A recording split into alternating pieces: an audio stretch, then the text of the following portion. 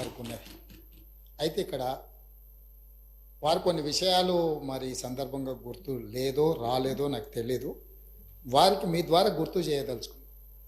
2011 సంవత్సరంలో శాసనమండలి ఎన్నికలలో భారతీయ జనతా పార్టీ టీఆర్ఎస్ పొత్తు పెట్టుకున్నారు. ఆనాడు ఇదే సభలో ఉన్న ఈరోజు కేంద్ర మంత్రి బీజేపీ అధ్యక్షుడు కిషన్ రెడ్డి గారు, ఎండెల లక్ష్మీనారాయణ గారు, ఇద్దరు శాసనసభ్యులు బీజేపీ నుంచి టీఆర్ఎస్ అభ్యర్థికి అధికారికంగా ఓట్లేసిండ్రు. ఒకటి. రెండవది, ఆనాడు ముగ్గురు టీఆర్ఎస్ ఎమ్మెల్యేలు కిరణ్ కుమార్ రెడ్డి గారికి ఓటేసిండ్రు. ఆ ముగ్గురు ఎవరే అంటే ఏనుగు రవీందర్ రెడ్డి గారు, కావేటి సమ్మయ్య గారు, కల్వకుంట్ల విద్యాసాగర్ రావు గారు. ఆ ముగ్గురు టీఆర్ఎస్ అభ్యర్థికి ఓటేయకుండా కిరణ్ కుమార్ రెడ్డి గారికి మద్దతు ఇచ్చినందుకు చంద్రశేఖరరావు గారు వారిని పార్టీ నుంచి బహిష్కరించడం జరిగింది. ఆ సందర్భంగా ఎమ్మెల్యేలు ఏం చెప్పిండ్రంటే, అయ్యా మీ అల్లుడు గారే మమ్మల్ని ఇక్కడ ఓటేయమని చెప్తే మేము పోయి అక్కడ ఓటేసినాము, ఓటేయమన్నా మీ అల్లుడినేమో ఇంట్లో పెట్టుకున్నావు, మమ్మల్ని పార్టీ నుంచి ఎట్లా బహిష్కరిస్తావు అని వాళ్ళు మాట్లాడడంతో తిరిగి 2014లో వారికి టికెట్లు ఇవ్వడం జరిగింది. నెంబర్ 1.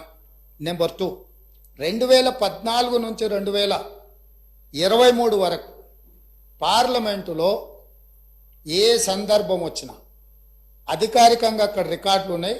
కావాలంటే వారి పెద్దలు పోచారం శ్రీనివాసరెడ్డి గారు, నామ నాగేశ్వరరావు గారికో లేకపోతే కేశవరావు గారికో వారు అడిగితే ఎన్ని బిల్లులు వచ్చినప్పుడు లోక్సభలో కానీ రాజ్యసభలో కానీ వారు ఎవరి పక్షాన నిలబడి ఎవరికి మద్దతు పలికినరో అక్కడ సజీవంగా సాక్ష్యాలు ఉంటాయి. 3 తలాక్ కావచ్చు, 370 ఆర్టికల్ కావచ్చు, రైతు వ్యతిరేక నల్ల చట్టాలు కావచ్చు, జిఎస్టీ కావచ్చు, నోట్ల రద్దు కావచ్చు, ఇట్లా చెప్పుకుంటూ వెళ్తే కొన్ని వందల బిల్లులు లోక్సభలో రాజ్యసభలో వచ్చినప్పుడు టిఆర్ఎస్ పార్టీ స్పష్టంగా ఒక సందర్భంలో రాజ్యసభ సభ్యుడు అక్కడ బిల్లు ఉన్నదంటే ప్రత్యేకమైన విమానం వేసుకొని పోయి మోడీ గారికి అనుకూలంగా ఓటేయడం జరిగింది. Bharatiya Janata party, BRS, BJP ఒకే రకమైన ఆలోచన విధానంతో గత 10 సంవత్సరాలు ప్రభుత్వాలను కలిసి నడుపుకున్నారు. వాళ్ళిద్దరు కలిసి చర్చించుకున్నారు.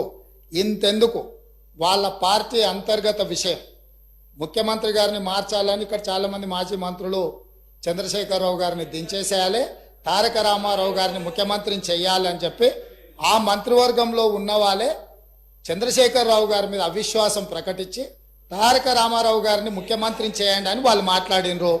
వాళ్ళందరూ ఒత్తిడి తట్టుకోలేక చంద్రశేఖరరావు గారు వెళ్ళి నరేంద్ర మోడీ ప్రధానమంత్రిని కలిసి, నేను అక్కడి నుంచి మా వాళ్ళు తప్పుకోమంటుండ్రు, తప్పుకుంటా తారక రామారావు గారిని తెలంగాణ రాష్ట్రానికి ముఖ్యమంత్రిని చేస్తా, మీరు నాకు అనుమతి ఇవ్వమని అడిగినరని, నేను వారసత్వ రాజకీయాలు లేకపోతే రాచరికాలను నేను సమర్థించను, నేను వ్యతిరేకిస్తున్నా, అది ఎలా సాధ్యము అని నేను చంద్రశేఖరరావును నిలదీసినని భారత ప్రధానమంత్రి తెలంగాణ రాష్ట్రానికి వచ్చినప్పుడు స్పష్టంగా ప్రకటన చేసిండు.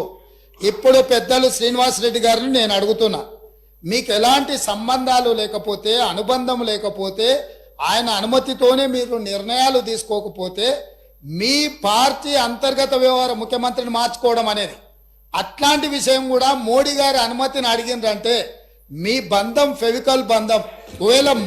ఒకవేళ మీకు కేసీఆర్ గారు చెప్తుండ్రో లేదో వాస్తవాలు ఒక్కసారి ఇప్పుడు నేను చెప్పిన చరిత్రను మొత్తము వారు తెలుసుకోవాల్సిందిగా నేను కోరుతున్నా.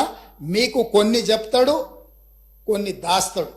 కాబట్టి దాసినై మీకు ఒకవేళ ఎప్పుడైనా అనుమానం వస్తే మీరు ఎప్పుడైనా నన్ను అడగొచ్చు, స్వేచ్ఛ